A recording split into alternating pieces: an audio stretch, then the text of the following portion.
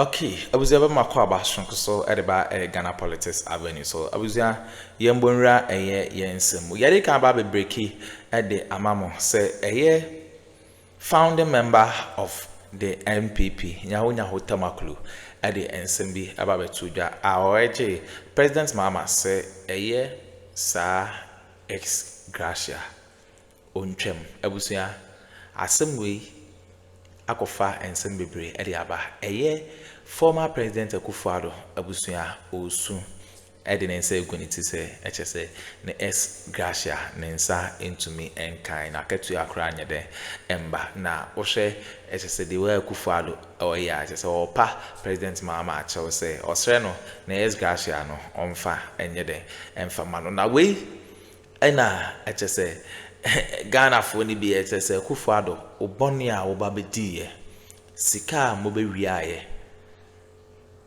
President Mahama by indeed 2 years mema obi amaye na Ex-Gratia nsem bia na okra no enka eni kwan kra se ye ma Ex-Gratia bi kran ke ntwa na Ex-Gratia mu enti no suna wo sunu kasa na o kasa se na Ex-Gratia ma no onka na no ntum enti President Mahama asonobe former President Akuffo Addo so a wo so say echese ne Ex-Gratia man no President Mahama say onfa na asem nkonkoto be na ya abrefo ere honsem ababeto ja mo yanko na yenkonkotie ensema ekho so on subscribe ya subscribe like na share ma afofron so ensa into me enkabi aha Ghana Politics Avenue so madam ase Ghana we the mokika ni nyina anye ndo mofa ho yes Ofa Republic Press story bi wa na quite interesting.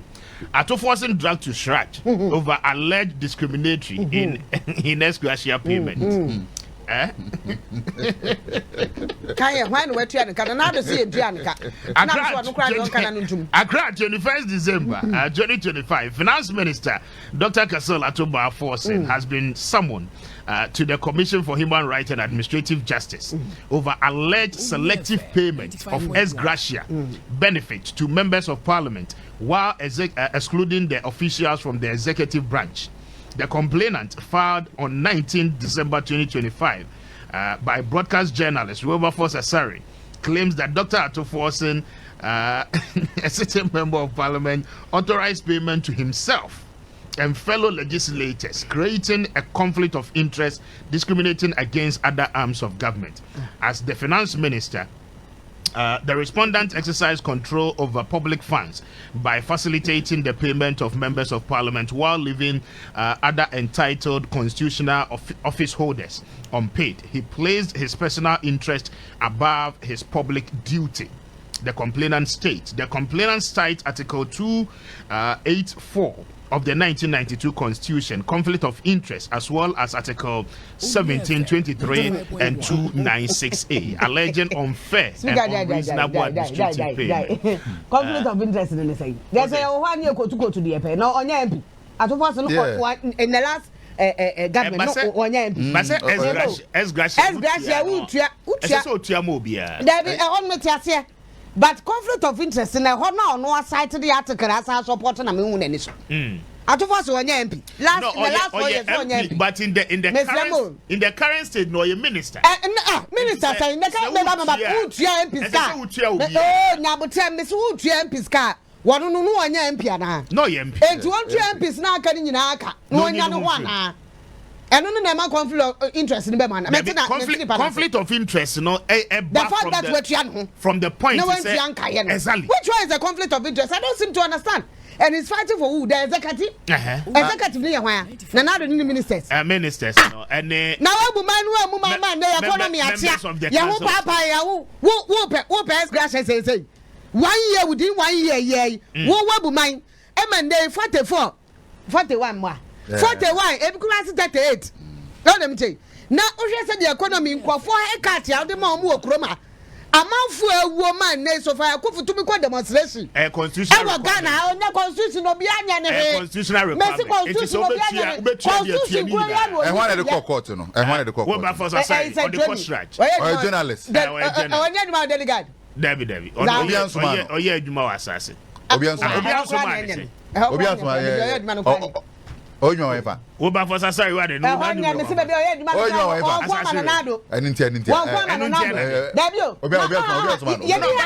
constitutional requirement. Just 1 year. Kwame, 1 year, oh, prayer. His Excellency John Dramani Mahama. I became say. I became so no do my for yes, Gratia. Yes. Yes, Gratia no come once. Yes, Gratia. Even Akuffo no because president be free so yes. On na do my for. Nenakatua. Allow some of the money nenko. Sika say come on no na do my phone na nenko. Gwam ya na ate. And you pay back time. And you pay back time. You pay back time. Ukura de. One man crop for haircut me be akọ demonstrate. Yeah. Ebia wu kwafo alusu omo te say na pe na okay. Yeah. Elusu omo adwuma through the bank system. Yeah. We clean up no. Of course. Enti wo no say the amanfo atati on belt no. Wo de na say sin crofo de enti wo betwa enso ansa. Asa we di nkra wo. Betwa enso asa we di yan botre pato yan botre. Entitled to that. We entitled to. Obi anka say you are not entitled. Mahama no entitled to it.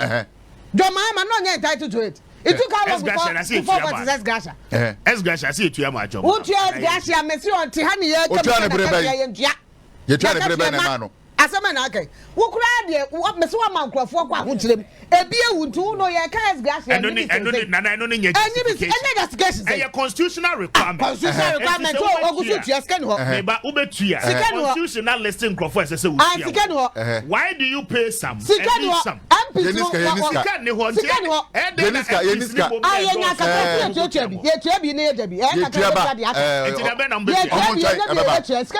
Sisi ani yakase yebusi akra ntumi ntua enti 2007 ye start say ye nyesika tua sa abosia na ani kanu omobogu ho ndi ye kwa no ye nyesa scan di tua sa kanu ne 2027 bosia na ye kobo no a ye kobo bosia tua na ye behwe ne atua sisi ani e bi ni ho the cash no the cash ye how many say be a judge for because I say executive judges council of state yentua judiciary yentua members of parliament in kwani yentua judiciary na so mo hwe mo so to mo a say tua mka executive no mo nyani pa executive wo ni wie 1 year wo ni wie our position who came China 2027 2028 na ya se betua no kwa na tua mama mo mekwa kwa election tia oba no abetua ho oba no aba betua ho mana ne kwa shrad no so betua asem ne da bayi oze shrad when you conflict of interest in free when you conflict of interest say shrad boy no go because the person is a member of parliament was a member of parliament before becoming a minister eno we tua MPs ko nya se o tua ono no ho ka we tua nkofo o tua MPs ka so tua no kwa no ho ka dia fine but we tua MPs ka won so no ye MP no o mo manche what we no anya weda no anya driver ni mesro no ntwi truck no ye MP e tua MPs ka e tua no no di ka consider the interest of MPs na ka what say na former roads minister na Kumasi highway now na krom kwan okodu krom ko yo ewie na asphalt kama pa okodu tu sa tema motorway what they say to na ye je wo ho no wo say what the 11 ba be tema motorway wie say prime PPP no what the je ho ma date be 9 no date be 9 see e be start wan kwa no krom kwan ne no anto okoye ne kama pa ene kwa me bia wo say wo Ex-Gratia constitutional requirement ene bia wo ti see opportunity bi ba wo be hwe amanfo mo ben wansa wo be amanfo opportunity bi ba wo be amanfo mo ben wansa na we anya opportunity no ya opportunity constitutional requirement say wo fulfill be na so fulfill na sikaba ena o say me make payment me tia ne de me hwe MPs ne first answer me wi a later na ma hwe the other people say sika ne bi ba simple training kakra obi anga so ntua wo dabi ukura de wo unsa fata so be complain si tia Ex-Gratia ma dabi yam so kra Ex-Gratia side that's in your view say understand na get by when the car say wo Ex-Gratia what is that enya by we enya president Buhari na promise on Ex-Gratia also be in the meantime on say wo tua na tua ni nyina in the meantime on term yet yes on term yet twa de so twam until say Ex-Gratia wo promise so be twam wo tua na underground say wo tua na underground de na tua na obi enya ni so twam nchichemu Excellency John Dramani Mahama de obetwam no twa executive legislature hold on first wo twa no first executive first judicial ni ade nde ja o mo la for no who died judiciary for no and what you amaka no way executive no who chum the new MPs. Next time, I won't campaign with constituency. One more teacher more. Find your brother there. On them say. I say, yeah, bicycle. A 12 way, you say. Yeah. Okay, after 7, Madam was a while. You know, economy night. Economy, no, I'm Monica. To Bungo, or say, Yabomode. Yabomode, and they are managing economy. That's how kind. That's how they're kind of them. Nentia, yeah, minim say a baby aba, and I said, yeah, Bibi is a shabby or honey cow, hope and move back down to take us. Not an idea that will be bad, not the other account. Yes. It's true. I don't be about the account. As I know, Yakomes can they be a demand of I said, and Yamana, oh, yen, or my name, Lucy comes. But what's the purpose of it? Yes, because you see, so Wakomes, Kawankas, Skakra, and so. Just walk about Bobby, I show a Comes Canso. And so we are outside the car, Bobby said, they are hey, you are somebody, Paul. It doesn't make sense to me. Sir, and they, you to me, Bobosia, may do baby, and I say, Bosia, to me, just say a sack of Bobosia, dear Triaka. And Yakomes can the benefit. And swinging some production based on Yama force why I didn't see who had to be educated. Production production. And the other production from you, the dear. So one not pump. And Ubom Sakomdo saying, one no pump. Right, Ben, away so Bom Sakomdo. Wouldn't see cat? What Bobosia? Not a project that the ocean we are. I don't think and he can't crack. What else we know we don't have money. We don't have the money, of course. What I say? Okay, so let me tell you, it doesn't make sense as a government. We don't reduce our debt. Always we are adding on. And we keep adding on and adding on in big figures. In big figures because of promises, political promises. And yeah, amazingly, say about for bar on the back you say. And I'm more correct. I say, Miss me as a Miss me buy the cat in a Miss me. What the other count? You'll be the 29, no be the 20. And they're part of it. So more Cassette. It's going to be worth 2027. Yeah, of course. Because I stock now in Triakana. Yama relief, Kaka. Yeah, my relief. I say now, by way 2027, who by Yana. Yes. Baby, a scale will be at so go baby. Yeah, of course. Bubble Sandy. No, the Triaka. I that way to Asada. If you're the any about the hey! There will be a lot of pressure on the government from the middle. And your marshal say, Kagana, your man, 95.1. From 1957 to date, the Bia Meta, the young Comudia, and said that you serious more brapa and Oto Maima, and what you're going and Yagan and Africa have a Bia Becubia, minim Adia Akroma Basa, the Bia County United Kingdom, or my way are. Almost GDP, Ghana land surface area is almost like United Kingdom. But United Kingdom, almost GDP is about $3.4 trillion, far higher than the whole 54 countries in Africa. Well, quite an interesting one. Now, I don't pay. I don't pay. And you may say I don't pay. Now, making kaya the course we are saying that. Me copy article be so one more HM say we are seeing no Elon Musk is the first man on earth ebani sikase mu wahiti over $700 billion. He's richer than most countries in the world. Again, quite a very serious conversation. Nipa Akuffo to be richer than Ghana economy, you know. But on the other side, you know, ye didn't come working kind be in the last 3 months. Ghana, your national public debt, you know, a page anymore to over 70 billion Ghana cedis. Now, the question, no, say, they now contributed to this. Ma, ye cano emu esanso e page BMI. Yo, my main this correction and sana ya continue. We will go on said okay, but me was Center for Social Policy Studies. Okay. Economic Department, the honor me year me first and second degree, you know. But any honor me di me juma. That's fine. We are all under the College of Humanities. Yeah, me that's it. Yeah, now my main case what's my kind how do you? It's Elon Musk in and then I'm 700. Ghana, I feel and then I'm 80 baby. We did now nipa ba ko na $700. $700 billion. Yeah, so I acquire a fast way near Mano. I say Africa, Namia Mama Quenya, meeting Nancy Mikoyo, Ekoye, Jumaka Cryo, I'm University of Dublin. I'm University College Dublin, I'm Ireland. Oko now lecturers, students. Acquire almost a comport to Moko, Faso Domini, only serious with what they do. How would they buy a heart?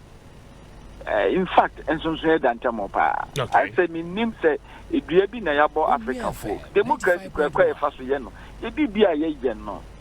And Timin and Timin Fanny Man to pay, and then they will be the BIA can. A canaminia, ye did do on it. My mean can immediately say, ye can, and saying, Uncle Ukrana, I think Chilimuno politics in Gino, Yan in Chilimuno, yen Timin Chileni ye. Okay. Not yet the Akoshe BB. Now, a canon of question is a year rolling zircon. Ujagana ka 7.1 billion. Kufor by what the 900 million, almost 1 billion, and new 1 billion at the time. When I'm saying, Saturn, your cohipic me, Chagana Camuntino. Need not accumulate, and the total debt accumulation was about 900 million. It's a new 1 billion. Now, you're mills name Mahama buying almost $21 billion, and the Ghana Kahoma, or more con, and Ghana, Yakana could do 29.2 billion, December 2016. Now, I you know how you will move by Eurobond or not. Ya called Akuffo Addo and they call at Eurobond. Ya Jama Hunsi Huno. You woo a kill economy until Akuffo Addo buy no. Eurobond or Bravo Papa, because not after you called Bob Bossian, ye dear Tiabosian. Then ye a yat and Papa said, oh, the cat. Mean yes, you can just walk of Bobos and Adia Piaka. They could do the year 2021. Now you can could do $60 billion. Now I'm many because they yet bad and they say do 2021 or so. Capital market and near Barney, a Yentimin Concord loan. I only a could Bosia good Tiabosian. But what do the situation be? Baby, I will call Bosia good Tiabosian. You see a mobile. And also, wouldn't me the wool really credit, you know, and so. It won't mean friendly. The one of nature, the one I saw Pajamas, I said, make an intimacy. I don't know Pajam or Monsanic means Papa on the studios is no Casafa name about could be a sea Ghana and Nipenia and domestic debt. You know, now it was true. Certainly, you can do $60 billion. We own it one immediately. The Omoya and the Oma Pajam was intimacy. Inti Abruchediano, a year Eurobond on near the 13.1 billion US dollars.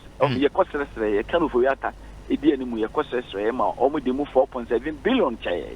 And now, Nipiana de Bia Bipiano, so almost suspend they say this is 2027 and Sanya has JP and Dinanzeno, apart from flows, no, the stock in the India. Yeah, a boy may relief until 2027 stock in the India, apart from the flows. It is only many now, boy, my yakano. Domestic debt, Balatra, Balatra near the free country, or Japan, money, France, and Zebra, Macron, the year can about 87 or so million euros or so they are saying. Arrangement negotiation on we a debt restructuring in the BNT. Yet can they could do 60 billion. December 2024, ne can swat about 49.3 billion.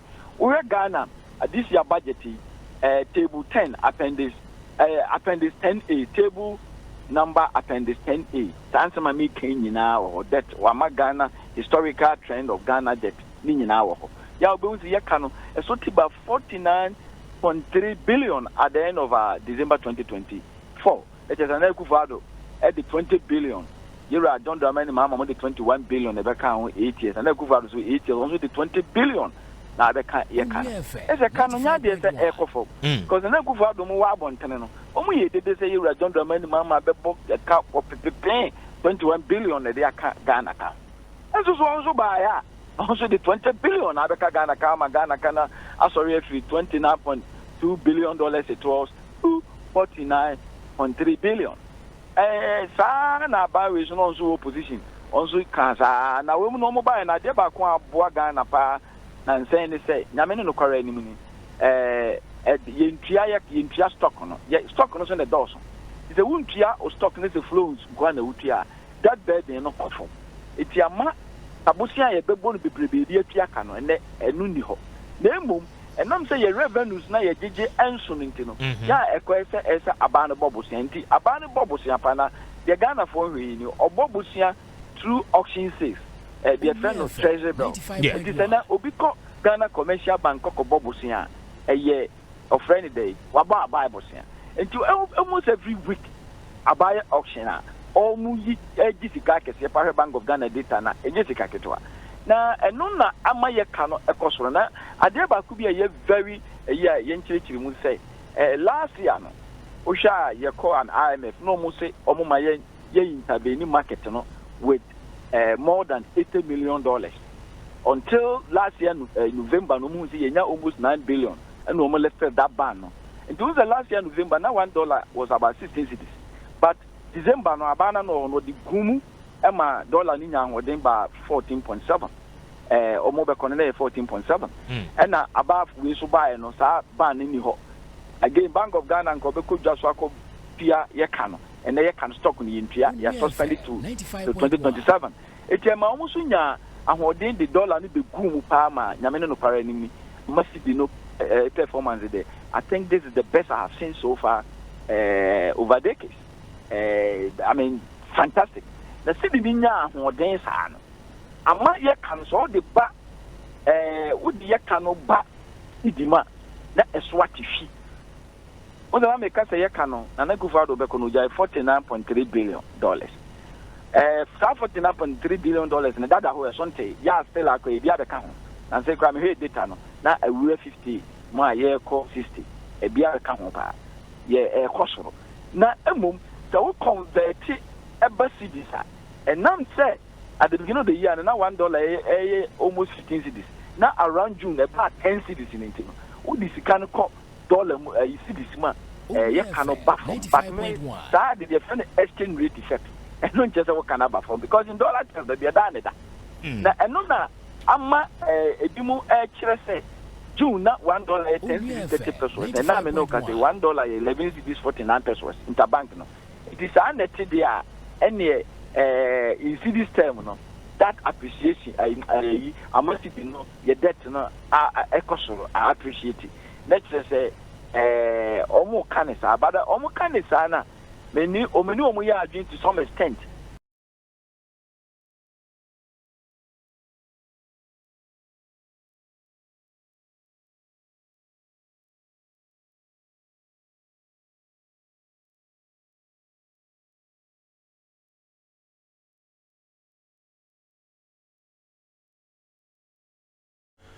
Okay, I was winning and some I so our political highway so a year former President Akuffo Addo and I just said I didn't want some ever to ja at the mama and ye easy. But I must say, some of Japan cocoties are in some way at the Maya Ghana politics avenue. So and don't forget to click on the notification bell so that any updates be ever dropping on once every to me Akabi Medamase.